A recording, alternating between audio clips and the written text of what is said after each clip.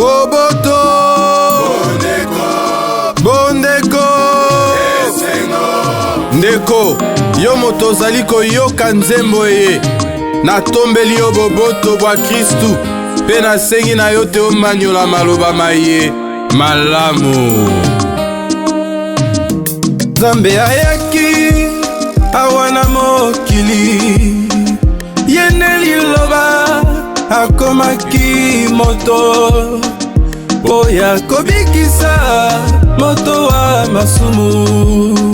Yene nzela ya bomoi bwa lobiko, azali kuna oloboko la mobali la Nzambe tata. Lea ya lisusu kokata likambo lia bato banso akuzunga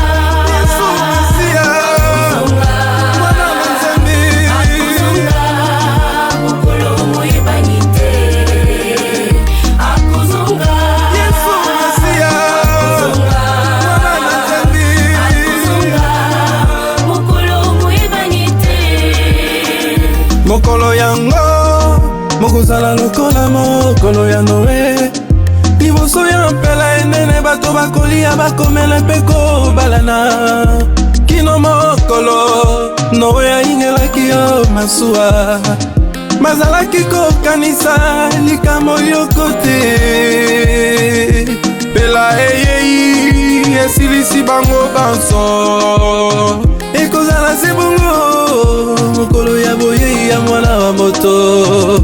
Akozunga akozunga akozunga mokolo boye banite. Akozunga akozunga akozunga mokolo boye banite.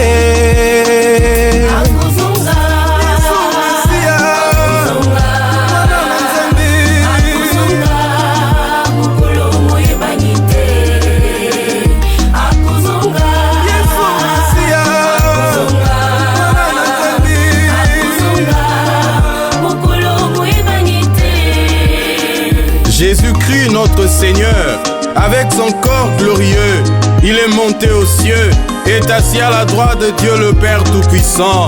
Il reviendra dans sa gloire pour nous juger. Personne ne connaît ni le jour ni l'heure. Soyons donc vigilants, vivant dans l'amour, la vérité, la justice et la paix envers nos prochains.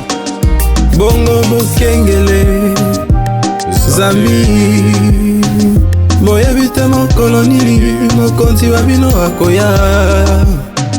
Boyeba malamu soko nkolo wanako ayebaki.